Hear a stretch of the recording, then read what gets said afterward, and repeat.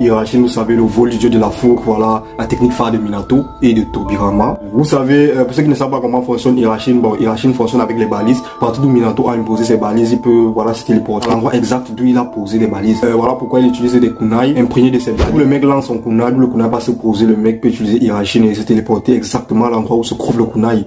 Il peut également utiliser ces balises-là sur autre chose que des kunai. Même sur les humains, il peut le faire. Et c'est lorsqu'il le pose sur son adversaire que ça devient hyper dangereux. Obito qui a reçu une balise de Minato et c'était déjà terminé parce que Minato il te touche avec sa balise Irachine, c'est mort. Tobirama lui, lorsqu'il te touche avec sa balise, tu peux encore gérer parce que voilà, il ne possède pas Irachine 2, Irachine niveau 2 qui permet de frapper instantanément, exactement au même moment lorsque tu te téléportes. En fait, ça se passe en 3 étapes de Irachine niveau 1. La première étape, c'est la téléportation, de quitter du point A. La deuxième étape, c'est l'arrivée sur le point B. Et la troisième étape, c'est tout simplement de frapper l'adversaire. Avec le Irachi niveau 2, développé par Minato, le mec a transformé les 3 étapes en 2 étapes.